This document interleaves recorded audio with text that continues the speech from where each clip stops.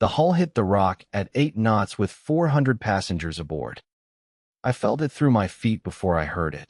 That long, grinding tear of steel finding something that doesn't move. And then the ship lurched and stopped and heeled, and up through the decks came a sound I will hear for the rest of my life.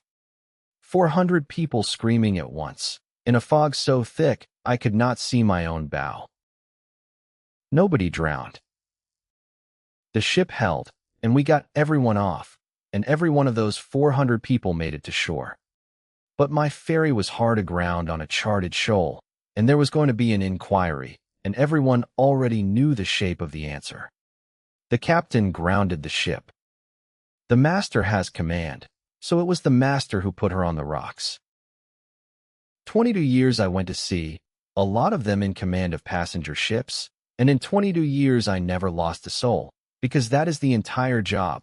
The master is the person between 400 strangers and the water, and I carried it that way every single crossing. Every passenger walks off my ship. That was the whole thing I sold. It was the only thing I ever sold. And in the time it takes a hull to find a rock, I was the captain who nearly put 400 people in the sea. I want to tell you about the man who put me there. His name was Merrick, and he was the company's port captain, shore management, the man who ran the schedule. A port captain sits on the beach and answers for the timetable. The sailings that run late, the crossings that get canceled, the customers who complain, those are his to answer for. And that evening the fog came down over the strait, thick, below the company's own safe transit visibility minimum, the number in our own procedures that says you slow, you hold, or you turn back. And I called it. I got on the radio to shore, and I told Merrick the visibility was below our limit, and I wanted to slow and hold outside until it lifted or divert. And Merrick told me to keep the schedule. He told me the fog was probably thinner inshore. He told me a held sailing and 400 angry passengers was not something the company wanted tonight. And he ordered me to complete the crossing. On his authority as port captain, from a warm office on the beach, he ordered a loaded passenger ferry to run a harbor approach in fog below the limit we had written down ourselves. So I took her in, as slow and as careful as the ordered schedule would let me, with every eye on the radar, and somewhere in that gray the shoal came up where the radar and the fog and the tide conspired to hide it, and 400 people found out what it feels like when a ship stops all at once. And the moment she was aground, Merrick's story was already made. He did not tell them he'd ordered a passenger sailing through fog below limits from the beach. He told the company, and then he told the marine investigators, that the master navigated recklessly and put the ferry on the rocks. He pointed at the wheelhouse. At me. Here is what that costs a master like me. It is not just the command. That master's license, the ticket that lets me stand on a bridge at all, a finding that I grounded a loaded passenger ship through negligence takes it, and no company gives a woman with a passenger grounding on her name another command. 22 years, and the sea is the only life I have. And a grounding with 400 souls aboard is not a thing that stays in inquiry. The word negligence gets said by people who file charges, and a captain can lose more than a license for 400 lives. I sat in a hotel room that night, off my own ship, a 46-year-old woman who'd been told she might never command again and might be charged for a sailing I had begged to hold. I called my husband and I told him something terrible almost happened and someone was saying it was my fault and that I was going to prove whose voice ordered us in. I said it out loud, so I'd have to go do it. The mate on watch had heard all of it, heard me call the visibility below limits, heard me ask to hold, heard Merrick order us on.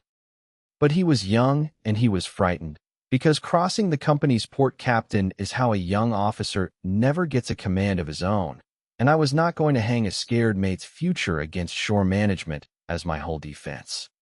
This wasn't going to get fixed by whose account the company preferred. It was going to get fixed by the one thing on that bridge that records every order in every voice and doesn't care who sits on the beach. Because here is what Merrick forgot. The way these people always forget the one thing. That ship carries a Voyage Data Recorder. A VDR. It logs our speed and our heading and our radar and our position, and it records the bridge audio. Every order, every word spoken in that wheelhouse, in the voice that spoke it.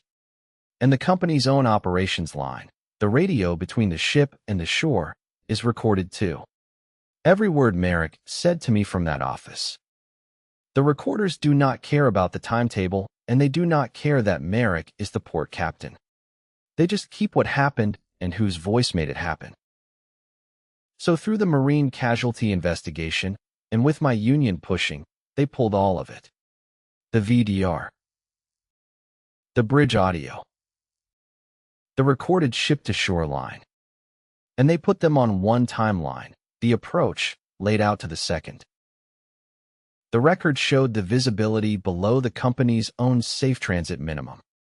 The bridge audio had me, in my own voice, calling to slow and asking to hold or divert. And the ship-to-shore recording had Merrick, in his own voice, ordering me to keep the schedule and complete the crossing.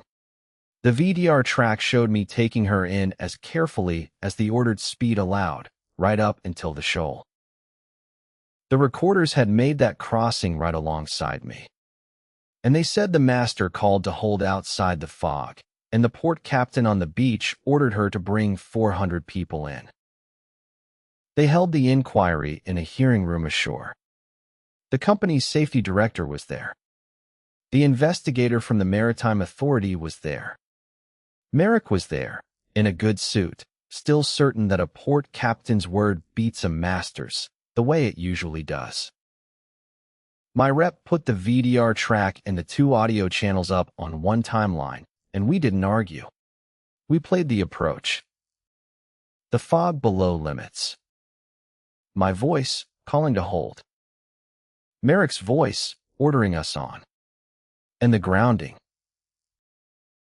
The investigator asked Merrick one question.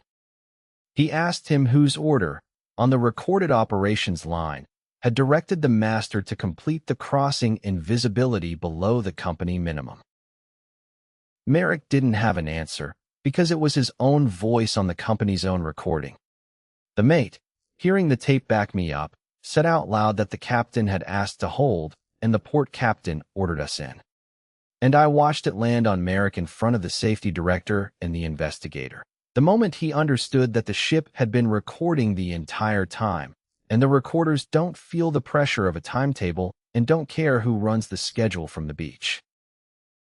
They cleared me completely. My license was never really in danger once the VDR and the operations I went back to command, with the back pay, and a finding on the record that the master acted correctly. The company reinforced the oldest law there is at sea, that the master's decision to slow, to hold, to turn back, is absolute, and no one on the beach gets to override it for a schedule.